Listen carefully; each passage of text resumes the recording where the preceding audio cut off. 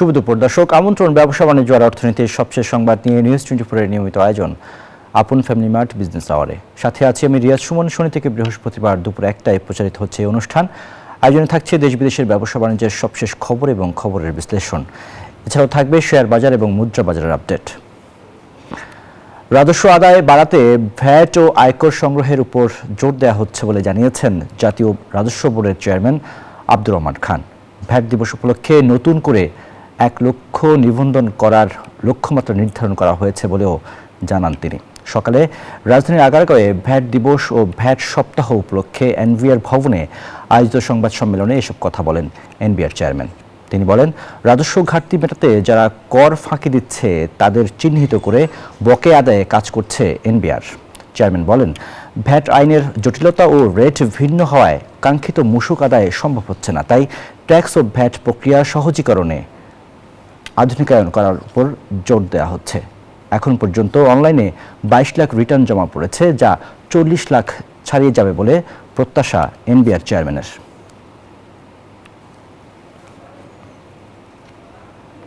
যাদের ট্যাক্স দেওয়ার কথা ট্যাক্স দেয় নাই, নানাভাবে এটা এড়িয়ে গেছে, তাদের কাছ থেকে আসলে রেভিনিউ আনার ব্যাপারে আমরা জোর চেষ্টা করছি, এবং যাতে করে এই কাজগুলো করতে গিয়ে তারা হয়তো হয়রানি না করে আমরা ক্যাটেগরিক্যালি এনবিআর থেকে গাইডলাইন দিয়ে দিয়েছি। সেখানে ক্যাটেগরিক্যালি বলেছি, এমন কথাও বলেছি যে আপনারা যখন ট্যাক্স ধার্য করবেন দয়া করে, যেহেতু আপনার কাছে সকল তথ্য আছে, ট্যাক্স পেয়ারের এই ট্যাক্সটা দেওয়ার অ্যাবিলিটি আছে কিনা সেটাও দেখবেন। এখন থেকে খেলাফি ঋণের দায় নিতে হবে সংশ্লিষ্ট ব্যাংক কর্মকর্তাদেরও। খেলাফি কমাতে এমন উদ্যোগ নেওয়া হয়েছে বলে জানিয়েছেন বাংলাদেশ ব্যাংকের গভর্নর আহসান এস মনসুর। তার আশা, ডিসেম্বরের মধ্যে খেলাফি ঋণ অনেকটা কমে আসবে। সোমবার পরিকল্পনা কমিশনের এনএসসি সম্মেলন কক্ষে আয়োজিত আলোচনায় প্রেস সচিব শফিকুল আলম অভিযোগ করেন, চট্টগ্রাম বন্দর নিয়ে নানা পক্ষ বিভ্রান্তি ছড়াচ্ছে। গত 1.5 বছরে অনেকটা বন্ধ হয়েছে অর্থ পাচার, বেড়েছে রেমিটেন্স প্রবাহ, ফলে স্বস্তি ফিরেছে বৈদেশিক মুদ্রার রিজার্ভে। এমন কিছু সাফল্যের বিপরীতে অর্থনীতিতে এখনও চ্যালেঞ্জের পরিমাণই বেশি। মূল্যস্ফীতি কমলেও তা আসেনি সহনীয় মাত্রায়। প্রবৃদ্ধির ধীরগতি, কর্মসংস্থান ও রপ্তানিতে ভাটা, বিনিয়োগে খরার পাশাপাশি বাড়ছে দারিদ্রতা, এমন বাস্তব চিত্রই উঠে এসেছে সাধারণ অর্থনীতি বিভাগের প্রতিবেদনে। নেতিবাচক ঝুড়ি ইতিবাচক ঝুড়ির চেয়ে বেশি ভারী। অর্থনীতি সংগ্রাম চলছে, জীবিকার সংগ্রামও চলছে। শুরুতে প্রাতিষ্ঠানিক সক্ষমতা বৃদ্ধি, দুর্নীতি কমানো, এই জায়গাটাতে আমরা যেটুকু করার ছিল এন্টারপ্রেনারদেরকে, ওই জায়গাগুলোতে আমাদেরকে কিছুটা সুরাহা দেওয়ার দরকার ছিল। সেইটা দিতে না পারার ফলে যেটা হয়েছে যে আমরা একটা দুষ্ট চক্রের মধ্যে পড়ে গেছি। অনুষ্ঠানে বাংলাদেশ ব্যাংকের গভর্নর বলেন, ডিসেম্বরের মধ্যে খেলাপি ঋণ অনেকটাই কমে আসবে। এখন থেকে খেলাপির দায় নিতে হবে সংশ্লিষ্ট ব্যাংক কর্মকর্তাদেরও। 5 ব্যাংকের গ্রাহকরা আগামী সপ্তাহ থেকে টাকা তুলতে পারবেন বলেও আশা গভর্নরের। Any loan which is being granted and immediately fell into this, the officers should be held accountable. Branch managers or the MDs or whoever is signing on that, they must be held accountable from now on. এ সময় চট্টগ্রাম বন্দরকে বিদেশি পরিচালনায় দেওয়ার বিষয়ে বিভিন্ন মহল অপপ্রচার চালাচ্ছে বলে অভিযোগ করেন প্রধান উপদেষ্টার প্রেস সচিব। বলেন, চট্টগ্রাম বন্দরকে অকার্যকর রেখে কর্মসংস্থান সৃষ্টি সম্ভব নয়। খুব কম সাপোর্ট পেয়েছি হচ্ছে বিজনেস অ্যাসোসিয়েশন গুলোর। একটা গার্মেন্ট সেক্টরে একটা স্টেটমেন্ট দেখেছেন তারা এটাকে ওয়েলকাম করে বিডিএমইর তরফ থেকে ওনারা তো এই সময় সরকারকে পাশে থাকার কথা, যে না আমাদের এই কাজটা করে নিতে হবে। এ সময় এনবিআর চেয়ারম্যান বলেন, এখন থেকে আর কোনো কর ছাড় দিবে না জাতীয় রাজস্ব বোর্ড। কর জিডিপি অনুপাত কেন কম হচ্ছে সেটি খতিয়ে দেখতে কাজ করছে তার সংস্থা। এটা নিয়ে কিন্তু আমার এনবিআর এর কলিগরা একদম মেম্বার থেকে শুরু করে অ্যাসিস্ট্যান্ট কমিশনার পর্যন্ত তারা কিন্তু একটা দ্বিধার মধ্যে থাকে। আমাদের প্রতিনিয়ত কালেকশন বাড়ছে কিন্তু ট্যাক্স জিডিপি কমে যাচ্ছে। জিডিপির ভিতরে কি আছে? হোসাইন শাহাদাত, নিউজ 24, ঢাকা। দর্শক, আমরা এই পর্যায়ে আলোচনা করতে চাই, আমাদের এই প্রতিবেদনের বিষয়গুলো ধরে আলোচনা রাখতে চাই। আজকের আলোচনা পর্বে আমাদের সাথে যুক্ত হয়েছেন সেন্টার ফর পলিসি ডায়ালগের সম্মানীয় ফেলো ডক্টর মুস্তাফিজুর রহমান। তার সাথে আলোচনা করব যে বিষয়টি নিয়ে, সেটি হচ্ছে খেলাফি দায় ব্যাংক কর্মকর্তাদেরও নিতে হবে। একই সাথে অর্থনৈতিক যে বিভিন্ন সূচক ঘাটতি রয়েছে সেগুলো নিয়ে আমরা আলোচনা করতে চাই। জনাব মোস্তাফিজ, নিশ্চয়ই আপনি আমাকে শুনতে পাচ্ছেন। আপনার কাছে প্রশ্ন রাখতে চাই, এই যে গতকালকে জিএডি যে প্রতিবেদন প্রকাশ হয়েছে সেখানে যে বিষয়গুলো আমরা দেখলাম যে অর্থ পাচার বন্ধ হয়েছে ঠিকই, রেমিটেন্সও বেড়েছে, কিন্তু মূল্যস্ফীতি সহনীয় মাত্রায় আসেনি, প্রবৃদ্ধির ধীরগতি, কর্মসংস্থান, রপ্তানিতে ভাটা, বিনিয়োগ করার পাশাপাশি দারিদ্রতা বাড়ছে, এই যে চিত্রগুলো সেখানে প্রকাশ করা হয়েছে, এর সাথে যদি আপনি যুক্ত করতেন যে আসলে আমাদের এই মুহূর্তে দেশের অর্থনীতি কেমন আছে, কেমন চলছে এবং কেমন যাবে। ধন্যবাদ। যে প্রতিবেদনটি জিইডি করলেন এবং সেটার সাথে কিন্তু আমাদের এসডিজি যে প্রতিবেদন 2025-এর সেটাও গতকাল প্রকাশ করা হলো। আমরা সেখানে অর্থনীতির মূলত সেটার ফোকাসটা ছিল 2024-25 অর্থনীতির উপরে, কিন্তু সর্বসম্প্রতিকালে তারপরে জুলাই থেকে এই পর্যন্ত যেসব ডেভেলপমেন্টস হয়েছে সেটারও কিছুটা সেখানে বিশ্লেষণ করা হয়েছে। তো এই বিশ্লেষণ থেকে আমার মনে হয় যে একটা মোটামুটি বাস্তবসম্মত বিশ্লেষণই করা হয়েছে। যেসব জায়গাগুলোতে আমাদের ইতিবাচক পরিবর্তন হয়েছে, অর্জন হয়েছে, সেগুলো তারা বলেছেন। আবার যেসব জায়গাগুলোতে আমাদের এখনো অনেক ধরনের চ্যালেঞ্জ রয়ে গেছে সেটাও বলেছেন। যেটা এই প্রতিবেদনে আসছে যে যখন নাকি এই 2024-25 অর্থ বছরের জুলাই থেকে এই অর্থ বছর শুরু হয়েছিল গত বছরের, এই বছরের জুন পর্যন্ত, তো তখন অর্থনীতি তো একটা বড় ধরনের চ্যালেঞ্জের মধ্যে পড়েছে। তারপরে জুলাই, অগাস্ট, সেপ্টেম্বর প্রথম কোয়ার্টারে তো বিনিয়োগ, ব্যবসা বাণিজ্য এগুলো স্থগিত ছিল। অর্থনীতি তার আগেই আমাদের ব্যাংকিং সেক্টর বলি, আমাদের অভ্যন্তরীণ সম্পদ আহরণ বলি, কর্মসংস্থান বলি, অন্তর্ভুক্তিমূলক উন্নয়নের চ্যালেঞ্জ বলি, অনেকগুলি চ্যালেঞ্জের মধ্যে ছিল। তো এই প্রতিবেদনে যেটা বলা হয়েছে যে সেই জায়গা থেকে আমরা সামষ্টিক অর্থনীতিকে একটা স্থিতিশীলতার মধ্যে নিয়ে আসছি এবং সেটা আমরা সামনের দিকে আরো শক্তিশালী করব। আমাদের আলোচনায় যেটা আমরা বলেছি যে হ্যাঁ, ইতিবাচক বেশ কিছু অবশ্যই অর্জন হয়েছে, বিশেষত বৈদেশিক খাত আমরা নিশ্চয়ই বলবো যে সেখানে আমাদের যে টাকার মূল্যবানের অবনমন হচ্ছিল, তার ফলে আমদানিকৃত একটা মূল্যস্ফীতি হচ্ছিল, রিজার্ভ কমে যাওয়ার ফলে আমাদের যে আমদানি সক্ষমতা কমে যাচ্ছিল, সেই সবগুলোকে সামাল দিয়ে আমরা কিন্তু আমাদের বৈদেশিক খাত এবং আমাদের balance of payments, current account, আমাদের ফাইন্যান্সিয়াল অ্যাকাউন্ট, এগুলোতে ইতিবাচক একটা পরিবর্তন হয়েছে। এটাকে অবশ্যই সাধুবাদ জানাতে হয়। একই সাথে এটাও উঠে এসেছে যে অনেকগুলি জায়গায় আমরা যে কাঙ্ক্ষিত যে পরিবর্তন চাচ্ছিলাম সেটা কিন্তু এখনো আমরা পাইনি। ব্যাংকিং সেক্টরে তো একটা অনেক ভালো অনেক কাজ হয়েছে, কিন্তু সেইটা আরো অব্যাহত রাখতে হবে। বাংলাদেশ ব্যাংকের গভর্নর মহোদয় ছিলেন, কিভাবে 1,22,000 কোটি টাকা তখন বলা হতো, আর এখন অ্যাকচুয়ালি আমরা দেখছি যে এটা 6.5 লাখ কোটি টাকার কাছে খেলাপি ঋণ চলে গেছে। তো এইটার ফলে পলিসি রেটও উপরে রাখতে হচ্ছে। আমাদের ব্যাংকগুলো তাদের স্বাস্থ্য অনেকগুলি দুর্বল, সেখানে এগুলোকে মার্জ করার চেষ্টা করা হচ্ছে, 5টা ইসলামী ব্যাংকে মার্জ করা হচ্ছে, সেখানে অর্থ দিতে হচ্ছে। অনেক নন ব্যাংক ফাইন্যান্সিয়াল ইনস্টিটিউট, সেগুলো অনেকগুলিকে অবসায়ন করতে আমাদের বাধ্য হচ্ছি আমরা। এইসব বিষয়গুলো সেখানে আছে। তো আমরা যেটা বলেছি যে একটা বড় যেটা সমস্যা আমাদের এখন চ্যালেঞ্জ আর কি বলবো, সেটা হলো যে বিনিয়োগ। এই বিনিয়োগটা এত কস্ট অফ যে বরোইং সেটা এত উপরে উঠে গেছে, 14-15% যদি উদ্যোক্তাদেরকে তাদের ঋণ নিতে হয় তাহলে তো অবশ্যই প্রাইভেট সেক্টরের যে ক্যাপিটাল আপটেক অনেক কম থাকবে, এবং সেটাই কিন্তু হচ্ছে। এবং আমরা যে মেশিনারিজের আমদানি, যেগুলো থেকে আমরা বুঝতে পারি যে বিনিয়োগের কি অবস্থা, সেটা একটা বড় চ্যালেঞ্জ এখনো রয়ে গেছে। বাংলাদেশ ব্যাংকের গভর্নর বলেছেন যে এটা একটু সময় লাগবে, তবে আমরা দেখছি ইতিবাচক অনেক পদক্ষেপ, কাঠামোগত পরিবর্তন, সেন্ট্রাল ব্যাংকের যে স্বাধীনতা এবং বিভিন্ন যে টাকা যেগুলো ঋণ খেলাপি হয়ে গেছে সেগুলো উদ্ধারের জন্য শেয়ার, তাদের কোলেটারাল এগুলো বাজেয়াপ্ত করা, এই ধরনের পদক্ষেপগুলো এখন হচ্ছে। এটা আমরা বুঝি যে অনেক দিনের পুঞ্জীভূত সমস্যা, এটা একদিনে হবে না। তবে ইতিবাচক প্রবণতাগুলি কিন্তু আছে, একটা স্বচ্ছতা জবাবদিহিতার মধ্যে ব্যাংকিং সেক্টরের সংস্কারগুলো হচ্ছে।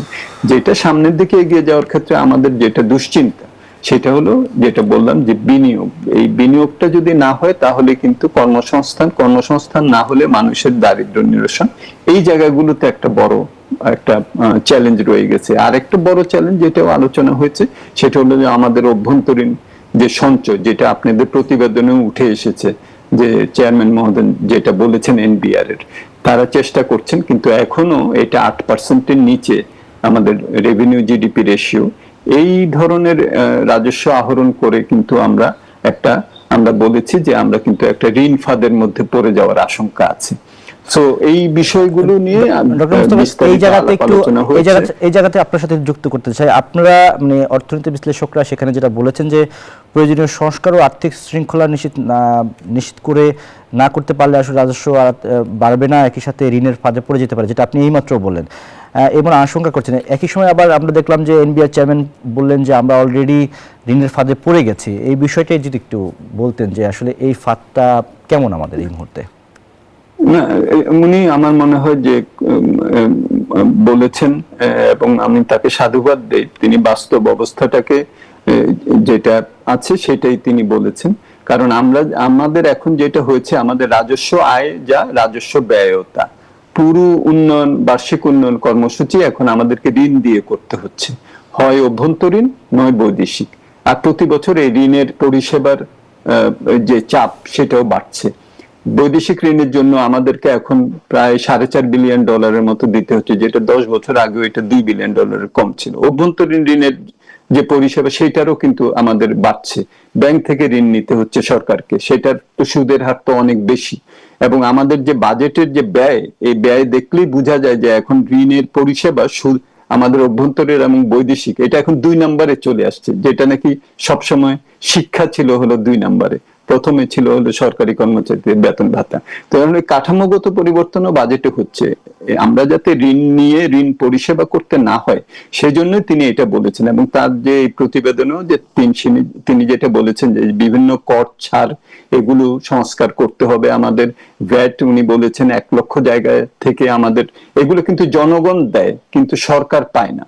এই যে লিকেজটা হয়, এটা তো আমাদেরকে বন্ধ করতে হবে। দ্বিতীয় যেটা, সেটা হলো যে কিভাবে আমরা এটার বেসটা বাড়াতে পারি, যারা দিচ্ছেন তাদের উপরে আরো চাপ প্রয়োগ করে না, বেসটা বাড়িয়ে স্বচ্ছতা জবাবদিহিতার নিশ্চিত করে। সেখানে কিন্তু প্রযুক্তির কথাটা খুব জোরে সোরে আসছে, যে আমরা যদি প্রযুক্তিকে ভালোভাবে ব্যবহার করতে পারি। এখন অনলাইনে টিন সাবমিশন উনি বললেন যে অনেকেই এবার অলরেডি দিয়েছেন। সো এই বিষয়গুলো যদি আমরা নিয়ে আসতে পারি, তাহলে কিন্তু বেসটা বাড়িয়ে আমরা কর জিডিপির হার যদি কমাতে পারি, তাহলে যেটা আপনি বললেন যে ঋণ ফাঁদ, সেটা আমরা এড়াতে পারবো। ডক্টর মোস্তফা, আরেকটি বিষয়ে আমরা দেখলাম কালকে আলোচনা এসেছে যে গভর্নর বলছিলেন যে ডিসেম্বরের মধ্যে খেলাপির পরিমাণ কমে আসবে। আমাদের যখন বাস্তবতা হচ্ছে যে পাহাড় সম খেলাপি ঋণ, তখন আসলে এই ডিসেম্বরের মধ্যে এটি কমে আসার বিষয়টিকে আপনি কিভাবে দেখেন? মানে গভর্নরের প্রত্যাশার সাথে আপনার প্রত্যাশা কি? না, উনি যেটা বলেছেন এখন কমে আসা, তো এখন ধরেন যে আমাদের এটা তো এখন 6.5 লক্ষ কোটি টাকার মতো আছে। এখন সেটা কমে কততে আসবে উনি কিন্তু সংখ্যাটা বলেন নাই। ডিসেম্বরের মধ্যে এটা খুব বড় মাপের ভাবে কমে আসবে সেটাও মনে করি না। তবে যেসব ব্যাংকগুলো এখন একীভূত করা হচ্ছে, সরকার সেখানে 20,000 কোটি টাকা ইনজেক্ট করছে। কিছু কিছু নন ব্যাংক ফাইন্যান্সিয়াল ইনস্টিটিউট, ওগুলোকে অবসায়ন করা হবে। এটার মাধ্যমে কিছু হয়তো আমাদের আউটস্ট্যান্ডিং যে এনপিএল আছে, নন পারফর্মিং লোন, এই খেলাপি ঋণগুলোকে আমরা কিছুটা হয়তো কমাতে পারবো। তবে তিনি কিন্তু এই কথাও বলেছেন যে এই ব্যাংকিং সেক্টরটা সুস্থ জায়গায় আসতে 5 বছর থেকে 10 বছর সময় লাগবে। এবং আমারও মনে হয় যে এত বছরের পুঞ্জীভূত, এবং এই টাকাটা তো দেশেও নাই, এটা বাইরে চলে গেছে। যারা নাকি কোলাটারাল দিয়েছেন, সেখানে এখন দেখা যাচ্ছে যে সেটা একটা স্টাডিতে দেখলাম 10% আদায় হবে না, ওগুলোকে যদি বিক্রিও করা যায়। তো তাহলে এইটা টাকাটা আদায়টা করা হবে কিভাবে? সেই ক্ষেত্রে বিভিন্ন ধরনের পদক্ষেপ নেওয়া হচ্ছে। আমাদের ডিপোজিটাররা এখন আবার ব্যাংকের দিকে ফেরত আসছেন, ডিপোজিটের একটা পজিটিভ একটা গ্রোথ আমরা দেখছি এবং অন্যান্য যেসব সংস্কার হচ্ছে সেটার উপরে বেস করে তিনি বলেছেন যে কিছুটা হয়তো ইতিবাচক প্রবণতা আমরা, কারণ নতুন লোন তো খুবই একটা কেয়ারফুলি দেয়া হচ্ছে, নতুন যাতে আবার না হয়, এটা না বাড়ে, আর পুরানো গুলোকে কমানোর চেষ্টা করা হচ্ছে। সুতরাং ডিসেম্বরের মধ্যে কিছুটা হয়তো আমরা ইতিবাচক হয়তো ফলাফল পাবো। তবে ব্যাংকিং সেক্টরের এটা সমস্যা, অনেক দিনের সমস্যা, এবং এটা বেশ কয়েক বছর লাগবে। তবে আস্থাটা যখন ফিরে আসছে, যারা নাকি এটা দিয়েছেন, কারণ এটা অনেক খারাপ হতে পারতো, একটা রান অন ব্যাংক হতে পারতো, মানুষের আস্থা একেবারে চলে যেতে পারতো ব্যাংকিং সেক্টরে, তাহলে তো অর্থনীতি এবং বাংলাদেশ এটাকে আসলে কোনোভাবেই এটাকে আমরা কিন্তু এটাকে কোন ইয়ে করতে পারতাম না, সামাল দিতে পারতাম না। কিন্তু সেই সামালটা কিন্তু আমরা দিয়েছি। এটা একটা আমি বলবো যে বিশাল একটা অর্জনই বলবো আর কি। তো সেদিক থেকে এখন সামনের দিকে এটা ক্রমান্বয়ে ভালো হবে, তবে সময় লাগবে বলে আমার মনে হয়। ডক্টর মুস্তাফিজ, গভর্নর কিন্তু এটাও বলেছেন যে কালকে তিনি একটা বার্তা দিয়েছেন যে খেলাফি ঋণের দায় ব্যাংকারদেরকেও নিতে হবে। এই বিষয়টি নিয়ে যদি আপনি বলতেন যে আসলে এই দায়টা ব্যাংকারদের নিলে খেলাফি ঋণ শোনা যাচ্ছে না। জি, প্রশ্নটি কি আবার করছি আপনাকে। গভর্নর আরেকটি কথা বলেছেন যে খেলাফি ঋণের দায় ব্যাংকারদেরকেও নিতে হবে। এই বিষয়টিকে আপনি কিভাবে দেখেন? আমার মনে হয় যে এই যে আমাদের দেশে এতটা বড় খেলাপি ঋণ হলো এবং প্রকৃতপক্ষে 6.5 কোটি টাকা কিন্তু দেখানো হচ্ছিল 1,22,000 কোটি টাকা। এই যে এইরকম একটা অবস্থা, এটা তো একটা পক্ষের কারণে হয় নাই। এখানে যারা নাকি এখানে ডাইরেক্টর ছিলেন তারা অনেক সময় ব্যাংকারদেরকে তারা প্রেশারাইজ করেছেন এবং তারা দিতে বাধ্য হয়েছেন। অনেক সময় অনেকে দুর্নীতিতে ঢুকে গেছেন। যে জামানতের দাম হলো 10 লাখ টাকা, সেইটাকে দেখানো হয়েছে 10 কোটি টাকায়। একই জামানত বিভিন্ন জায়গায় দেখানো হয়েছে। এগুলোতে তো অবশ্যই একটা মনিটরিং এর দায়িত্ব সংশ্লিষ্ট ব্যাংক কর্মকর্তাদের ছিল। এবং আমি একটু অ্যাড করতে চাই, বাংলাদেশ ব্যাংকেরও কিন্তু একটা মনিটরিং সেল আছে এবং তাদের একটা ইন্সপেকশন ডিপার্টমেন্ট আছে, যেটাকে আগে আমরা যখন ছোট ছিলাম তারা আসলে সবাই ভয়ে থাকতো তাদের। তো সেগুলোও তো আস্তে আস্তে দুর্বল হয়েছে। সুতরাং জবাবদিহিতাটা সব জায়গায় কিন্তু নিতে হবে, সংশ্লিষ্ট ব্যাংকারের কাছ থেকেও নিতে হবে এবং বাংলাদেশ ব্যাংকেরও যে এখানে দায়িত্ব যেটা আছে সেটাও কিন্তু নিশ্চিত করতে হবে। সব জায়গাতেই জবাবদিহিতাটাই এখন মূল বিষয় এবং সেইটা করতে পারলেই কেবলমাত্র এগুলো আবার রিপিট যাতে না হয় সেটা আমরা নিশ্চিত করতে পারবো। সুতরাং বাংলাদেশ ব্যাংকের গভর্নর যে এটা বলেছেন সেটা উনি ঠিকই বলেছেন, কিন্তু আমি এটার সাথে অ্যাড করব যে বাংলাদেশ ব্যাংকেরও নজরদারি খবরদারির বড় দায়িত্ব আছে। এখন যে ব্যাংক অ্যামেন্ডমেন্ট হচ্ছে এগুলোতে কিন্তু সেগুলো নিশ্চিত করার চেষ্টা করা হচ্ছে। আবার অন্যদিকে ডাইরেক্টররা যাতে সংশ্লিষ্ট ব্যাংকারদেরকে যাতে অন্যায়ভাবে চাপ দিতে না পারেন সেটারও কিন্তু ব্যবস্থা করতে হবে। কারণ অনেক সময় দেখা গেছে যে এইসব চাপের কারণে, চাকরি রাখার কারণে তারা এগুলো করেছেন, অনেক ইনোসেন্ট লোকও এগুলোতে ফেসে গেছে। ডক্টর মুস্তাফিজ, আমাদের কাছে আজকের কাগজের বিভিন্ন পত্রিকার বেশ কয়েকটি শিরোনাম রয়েছে, সেগুলো একটু দেখতে চাই। সেখানে আসলে গুরুত্বপূর্ণ বিষয়গুলোকে আজকে তারা তুলে আনার চেষ্টা করেছে বিভিন্ন ব্যাংকগুলো, পত্রিকাগুলো, সেই শিরোনামগুলো একটু আমরা দেখতে চাই। আমরা প্রথম শিরোনামটি করেছে শেয়ারবিজ। তারা বলছে যে পতনের ধাক্কা সামলে ঘুরে দাঁড়াচ্ছে পুঁজিবাজার। আমরা জানি যে পতনের মধ্য দিয়ে আসলে ওঠানামা করছে পুঁজিবাজার, সেই বিষয়টি নিয়ে তারা শিরোনাম করেছে। পরের শিরোনামটি করেছে আমরা দেখতে পাই যে বাংলাদেশ প্রতিদিন। তারা বলছে যে 3 চাপে ধুঁকছে অর্থনীতি। তারা বলছে যে উচ্চ সুদ, বিনিয়োগ স্থবিরতা এবং বেকারত্ব, এই 3টি বিষয়ের কারণে অর্থনীতি ধুঁকছে, যেটি তারা গতকালকে যে প্রতিবেদনটি প্রকাশ করেছে জিইডি, সেটির আলোকে তারা এই প্রতিবেদনটি করেছে। আমরা পরের শিরোনামটি দেখতে চাই, এটি করেছে সমকাল, যেখানে বলা হয়েছে যে গণতান্ত্রিক রাজনীতি অর্থনীতি ছাড়া পরিবর্তন কঠিন। এই কথাগুলো বলেছেন যে বিশিষ্ট অর্থনীতিবিদ এবং গবেষণা সংস্থা সিপিডির চেয়ারম্যান অধ্যাপক ডক্টর রেহমান সোবান বলেছেন এই কথাগুলো, এবং তিনি এটা বলেছেন যে জাতীয় সংসদ ক্রমে প্রভাবশালী ধনী গোষ্ঠীর দখলে চলে যাচ্ছে, তারা এই রাষ্ট্রের রীতি ঠিক করছে এই কারণে ভঙ্গুর গণতন্ত্র এবং এ থেকে বাঁচার জন্য বা এ থেকে উত্তরণের জন্য রাজনৈতিক এবং অর্থনৈতিক প্রক্রিয়া গণতান্ত্রিক করতে না পারলে দেশের উল্লেখযোগ্য পরিবর্তন আসবে না। এই বিষয়টি জনাব রেহমান সোবহানের বক্তব্যে উঠে এসেছে। আমরা পরের শিরোনামটি দেখতে চাই। এটি করেছে মূলধন আটকে পড়ার ঝুঁকিতে ব্যবসা।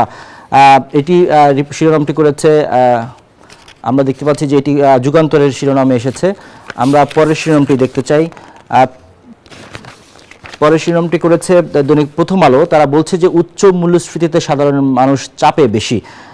সেখানে তারা বলেছে যে দেশে দীর্ঘ সময় ধরে চলতে থাকা উচ্চ মূল্যস্ফীতি সাধারণ মানুষের প্রকৃত ক্রয় ক্ষমতা কমিয়ে দিচ্ছে। বিশেষ করে নিম্ন আয়ের পরিবারও এ কারণে বেশি ক্ষতিগ্রস্ত হচ্ছে। অন্যদিকে গত 1 বছর ধরে উচ্চ সুদের কারণে ব্যবসা বিনিয়োগে নেতিবাচক প্রভাব পড়েছে। বিশেষ করে ছোট উদ্যোক্তারা বেশি চাপে পড়েছেন। আমরা পরের শিরোনামটি দেখতে চাই। এটি করেছে সমকাল, যেখানে এনবিআর চেয়ারম্যানের কে কোট করে তারা শিরোনামটি করেছে কাঙ্ক্ষিত সংস্কার না হলে ঋণ নির্ভরতা বাড়বে। গতকালকে যে কথাগুলো বলেছেন এনবিআর চেয়ারম্যান সেইটিরই আসলে বিস্তারিত তারা তুলে ধরেছেন জিডি প্রতিবেদনের যে সেখানে। এরপরে আমরা দেখতে পাচ্ছি যে ডেইলি স্টার একটি শিরোনাম করেছে। তারা বলছে যে নির্বাচনী প্রার্থীদের খেলাফি তথ্য প্রস্তুতে ব্যাংকগুলোকে নির্দেশ দেওয়া হয়েছে। এটি শিরোনাম করেছে ডেইলি স্টার। তারা বলছে যে ত্রয়োদশ জাতীয় সংসদ নির্বাচনে মনোনয়নপত্র জমা দেওয়া প্রার্থীদের খেলাফি ঋণ সংক্রান্ত তথ্য সঠিক ও সম্পূর্ণভাবে প্রতিবেদন আকারে তৈরি করতে ব্যাংকগুলোকে নির্দেশ দিয়েছে বাংলাদেশ ব্যাংক। এই ছিল আমাদের কাছে শিরোনাম। আমরা এই শিরোনামগুলো ধরে ডক্টর মুস্তাফিজ আপনার কাছে আবার একটু আসতে চাই যে এখানে বেশ কিছু শিরোনাম করেছে, সেখান থেকে যদি আপনাকে একটু করি। একটি বিষয়ে আমরা দেখতে পাচ্ছি যে ডক্টর রেহমান সোবহান বলছিলেন যে গণতান্ত্রিক রাজনীতি অর্থনীতি ছাড়া আসলে উল্লেখযোগ্য পরিবর্তন সম্ভব নয়। এই বিষয়ে যদি আপনি একটু যুক্ত করতেন। ধন্যবাদ। যে আপনি প্রতিবেদন গুলি দেখালেন বিভিন্ন পত্রিকার, তার মধ্যে প্রথমটা যদি আমি ধরি, যে যেখানে একটা ইতিবাচক খবর আছে যে আমাদের যে শেয়ার বাজার কিছুটা ঘুরে দাঁড়াচ্ছে, এটা তো অবশ্যই আমাদেরকে কিছুটা স্বস্তি দেবে। কারণ এই শেয়ার বাজার থেকে অনেক টাকা চলে গেছে, অনেক ধরনের দেশের ক্ষতি হয়েছে, যে পুঁজিটা আমরা আনতে পারতাম সেটা পারছি না। বাকি যেসব সমস্যাগুলি আপনি বললেন, বাকি কিন্তু সবগুলি হলো বিভিন্ন ধরনের সমস্যা। সেটা উচ্চ মূল্যস্ফীতির সমস্যা, উচ্চ সুদের হারের সমস্যা, সেখানে বেকারত্বের সমস্যা, বিনিয়োগের সমস্যা, মূলধনের সমস্যা। তো বিভিন্ন সমস্যাগুলি কিন্তু পরের গুলোতে আর সব খবরে আছে। সেইটার পেছনের একটা বড় কার্যকারণ অধ্যাপক রেহমান সোবহান তার লেখায় তিনি বলেছেন, এবং সেইটা হলো যে আমরা যদি গণতান্ত্রিক ব্যবস্থাকে শক্তিশালী করতে না পারি, গণতান্ত্রিক রাজনীতি যদি নিশ্চিত করতে না পারি, সুশাসন যদি নিশ্চিত করতে না পারি, তাহলে সংস্কার যতই আমরা কাগজে কলমে করি না কেন, সে সংস্কার আমরা বাস্তবায়ন করতে পারবো না। এটাই হলো ওনার মেসেজ।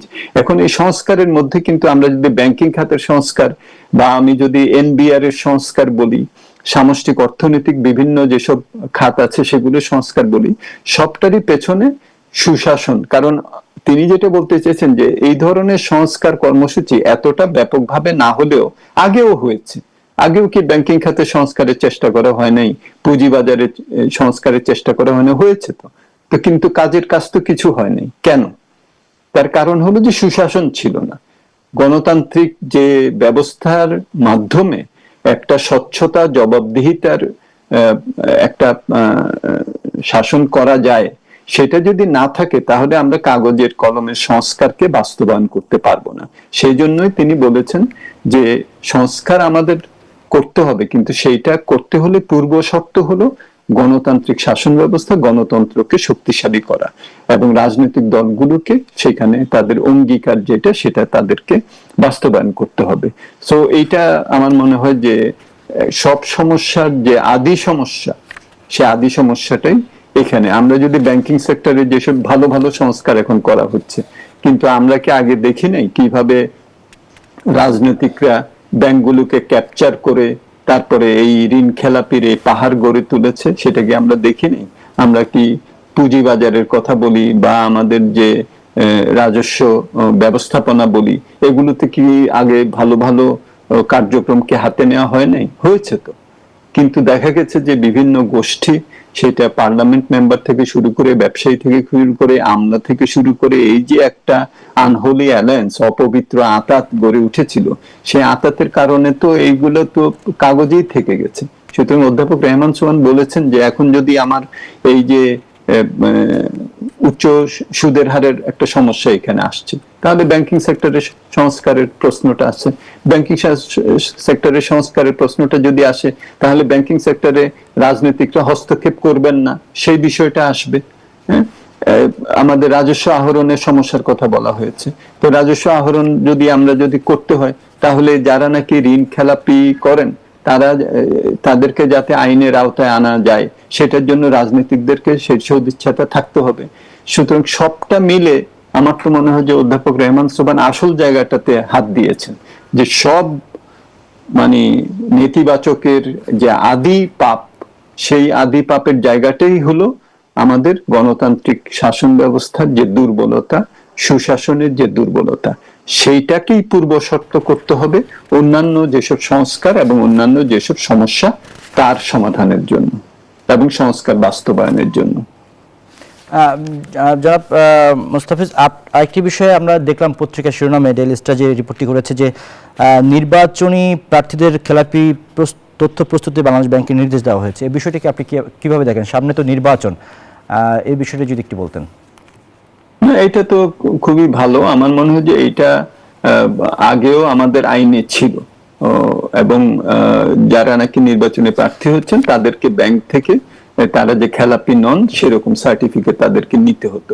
এইবারের পার্থক্যটা যেটা হবে সেটা হলো যে আগে যেটা করা হতো যে তার 100 কোটি টাকা খেলাপি আছে, ইলেকশনের আগে যখন নাকি সাবমিশনটা করবেন তখন তাকে সুযোগ দেওয়া হচ্ছে যে তুমি 1 কোটি টাকা দিয়ে এটাকে রেগুলারাইজ করতে পারো।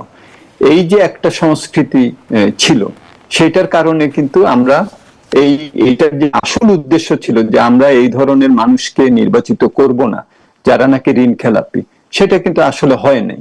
ঋণ খেলাপিরা তখন ঠিকই নির্বাচন করতে পেরেছেন একটা সিম্বলিক একটা টাকা ব্যাংকে ফেরত দিয়ে, এবং সেই সুযোগগুলোকে তাদেরকে দেওয়া হয়েছে। এখন যেটা করা হচ্ছে সেটা হলো যে এখন তো আর ওইভাবে খুব সহজে আমি একটা সিম্বলিক একটা টাকা ফেরত দিলাম এবং তারপরে ব্যাংক আমাকে সার্টিফিকেট দিল, আশা করতে ইচ্ছা হয় যে সেইভাবে হবে না। এখন রিয়েলি যার ঋণ আছে তাকে ব্যাংকের নিয়ম মেনে, বাংলাদেশ ব্যাংকের যে রেগুলেশনস আছে সেইটা মেনে তারপরে তাকে ওইটা ফেরত দিতে হবে। সেটা যদি না দেয়া হয় তাহলে ব্যাংক তাকে সেই সার্টিফিকেটটা দিবে না।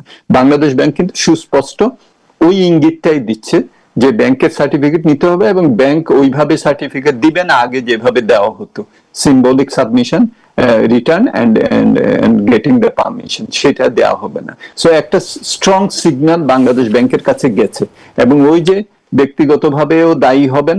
সুতরাং সবাই একটু সাবধান থাকবেন যে ওই ঋণ খেলাপিকে আমি সার্টিফিকেট দিব কিনা, আসলে কি সে যথেষ্ট পরিমাণে ব্যাংকের রুলস রেগুলেশনস মেনে টাকাটা ফেরত দিয়েছে কিনা। সুতরাং আমার তো মনে হয় যে এটা খুবই ভালো, এবং এটাকে বাস্তবায়নটাও করতে হবে ভালো মতো। আর সবশেষ একটা ছোট্ট করে আপনার কাছে আরেকটা মন্তব্য জানতে চাই, সেটি হচ্ছে যে এনবিআর চেয়ারম্যান গতকালকে বলেছেন যে এখন থেকে আর কোনো কর ছাড় দেবে না এনবিআর, এবং কর জিডিপি অনুপাত কেন কম হচ্ছে সেটিও ক্ষতি দেখছে তার সংস্থা। এই বিষয়ে যদি সংক্ষেপে একটু মন্তব্য দিতেন। সংক্ষেপেই বলি, হ্যাঁ, কর ছাড় আমাদের দেশে অনেক জায়গায় আছে, এগুলো অযৌক্তিক, সেগুলো সংস্কার করা দরকার, পরিবীক্ষণ করা দরকার, এবং এটা পুনর্বিন্যাস করা দরকার।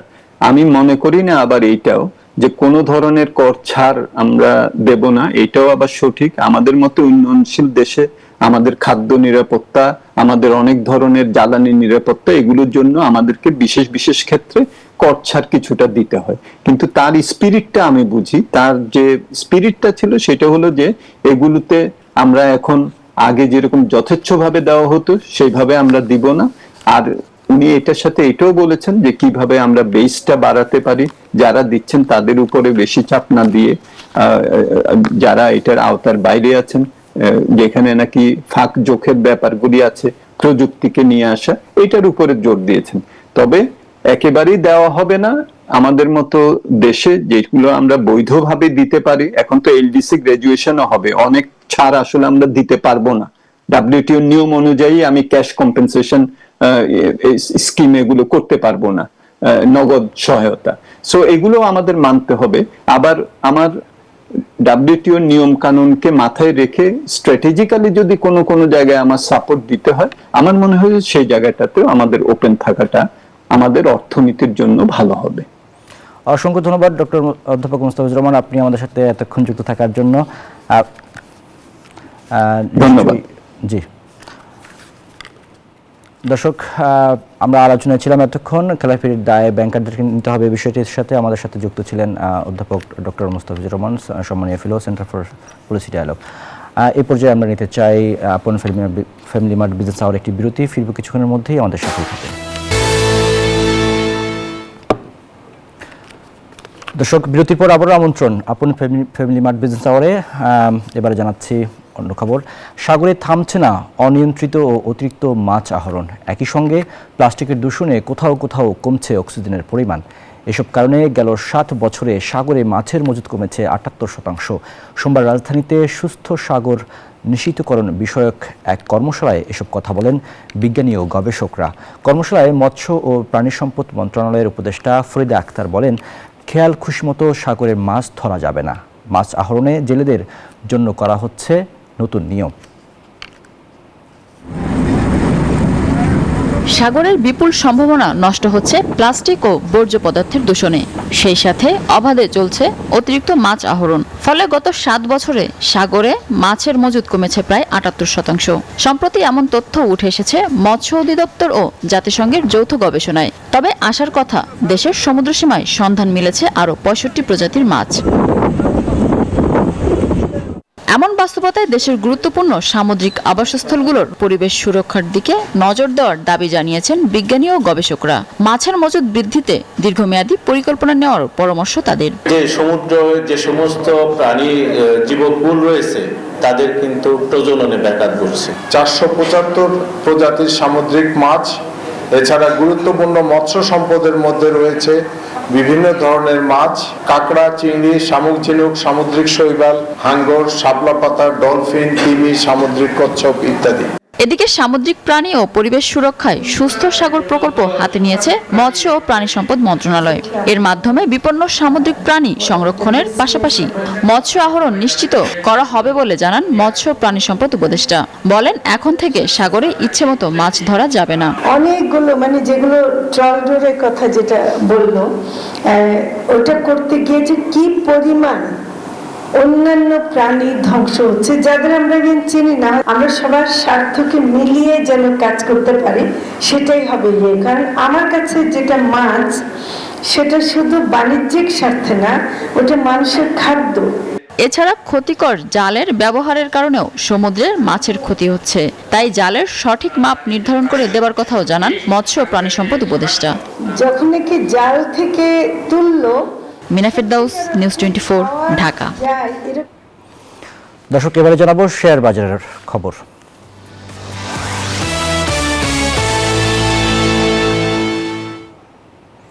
শেয়ার বাজারের সবশেষ অবস্থা দেখে নিতে চাই ঢাকা স্টক এক্সচেঞ্জের ওয়েবসাইট থেকে। আমাদের কাছে এই মুহূর্তে দেখতে পাচ্ছি যে 3টি সূচক ঊর্ধ্বমুখী রয়েছে। ডিএসইএক্স ইন্ডেক্স সেটি 45 পয়েন্ট বেড়ে এই মুহূর্তে অবস্থান করছে 4952 পয়েন্টে।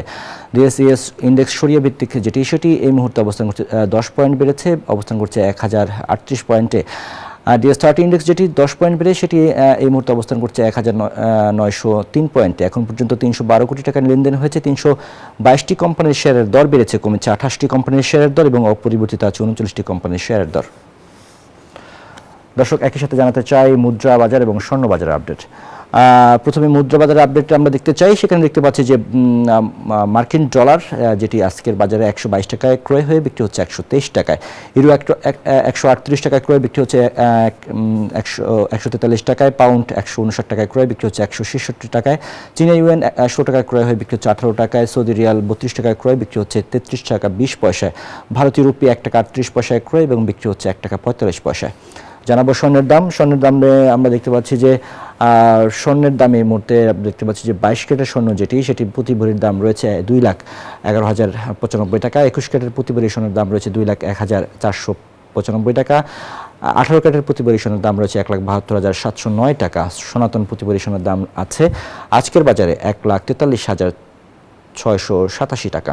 জানাবো রূপার দামে আমরা দেখতে পাচ্ছি যে প্রতি ভরি রূপা 22 ক্যারেটের সেটির দাম আজকের বাজারে রয়েছে 4,246 টাকা। 21 ক্যারেটের প্রতি ভরি রূপার দাম 4,047 টাকা। 18 ক্যারেটের প্রতি ভরি রূপার দাম 3,476 টাকা। সনাতন প্রতি ভরি রূপার দাম রয়েছে 2,601 টাকা। দর্শক, আপন ফ্যামিলি ম্যাটার বিজনেস আওয়ারের সময় হলো আরও একটি বিরতি। ফিরব কিছুদিনের মধ্যে, আমাদের সাথেই থাকুন। বিরতির পর আবারও আমন্ত্রণ আপন ফ্যামিলি ম্যাট বিজনেস আওয়ারে। দর্শক, এবারে জানাবো জনপদের শিল্প বাণিজ্যের খবর।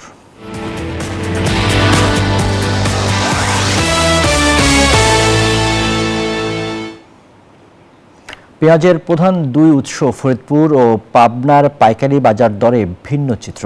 পাবনায় একদিনের ব্যবধানে কেজিতে বেড়েছে 20 থেকে 25 টাকা, আর ফরিদপুরে কমেছে 40 টাকা পর্যন্ত। এদিকে ন্যায্য দাম না পাওয়ার অভিযোগ কৃষকদের। প্রতিনিধিদের পাঠানো তথ্যচিত্রে দেখুন ডেস্ক রিপোর্ট। পেঁয়াজের বাজারে অস্থিরতা চলছেই, কোথাও কমছে তো কোথাও বাড়ছে। দেশে পেঁয়াজের বড় উৎস পাবনা। এই জেলার হাট বাজারগুলোতে একদিনের ব্যবধানে দামে বড় লাভ। কেজি প্রতি বেড়েছে 20 থেকে 25 টাকা। নতুন মুড়ি কাটা পেঁয়াজের কেজি 80 থেকে 85 টাকা, আর পুরনো পেঁয়াজ 100 থেকে 115 টাকা। ব্যবসায়ীদের অজুহাত সরবরাহ কম। পুরান ফুরাই গেছে, নতুন ওঠে না, এই সামান্য গ্যাপের জন্য আজকে বাজারটা একটু বেশি। কালকেও নিয়ন্ত্রণে ছিল বাজার, কাল ছিল 2500, শুধু নালাটা ছিল 22-2300। বিভিন্ন জায়গাতে হাজিরাটে পার্টি আছে, সেই জন্য একটু চাহিদার কারণের জন্য একটু বাজার বাড়তি, কিন্তু সামনে সপ্তাহে বাজার কমে যাবে। পেঁয়াজের আরেক বড় উৎস ফরিদপুর। এই জেলায় অস্থিরতার পর খানিকটা স্বস্তির দেখা মিলেছে। একদিনের ব্যবধানে কেজিতে কমেছে 40 টাকা পর্যন্ত। হালি পেঁয়াজ 110 টাকা, মুড়ি কাটা পেঁয়াজ 70 থেকে 80 টাকায় নেমেছে। নতুন পেঁয়াজটা পেয়ে আমরা খুশি, দামও কম, 70 টাকা করে বাজার থেকে কিনতে পারলাম। গতকালকে বিক্রি হয়েছে 100-110, আজকে প্রায় খুচরা বাজারে বিক্রি হচ্ছে 70। দাম বাড়ছে, দাম কমছে, কিন্তু কৃষকের মুখে হাসি ফিরছে না। বরাবরের মতোই লোকসানের শঙ্কায় তারা। নতুন পেঁয়াজ আসাতে বাজারের দর কমছে 70 থেকে 80 টাকা কেজি। পেঁয়াজের দাম কমাতে আমাদের বিক্রি একটু বাড়ছে, আর একটু কমলে আর একটু বাড়তে হবে। এদিকে কৃষি বিভাগ বলছে নতুন পেঁয়াজের সরবরাহ বাড়লে দাম থাকবে সাধ্যের মধ্যে। এখন যে বাজার আছে আমি মনে করি এটা স্বাভাবিক বাজার। এখন আজকের যে বাজার হচ্ছে সেটা নিম্নমুখী, এবং আমরা আশা করছি কয়েকদিনের মধ্যে আলু পেঁয়াজের বাজার আমাদের একেবারেই সাধ্যের মধ্যে চলে আসবে। ফরিদপুর জেলায় এবছর 5,86,000 মেট্রিক টন পেঁয়াজ উৎপাদন হয়েছে। Desk report, news 24।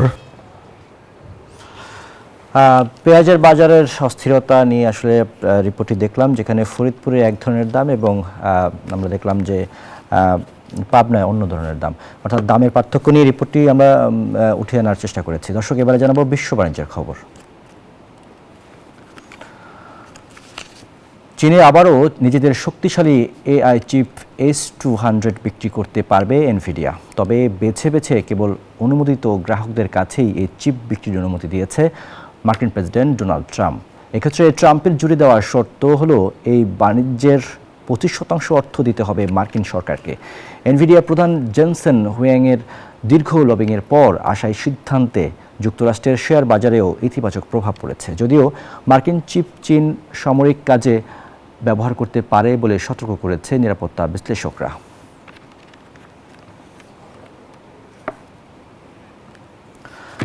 দর্শক, এই ছিল আপন ফ্যামিলি মার্ট বিজনেস আওয়ারের আজকের আয়োজন। এতক্ষণ সাথে থাকার জন্য ধন্যবাদ সবাইকে।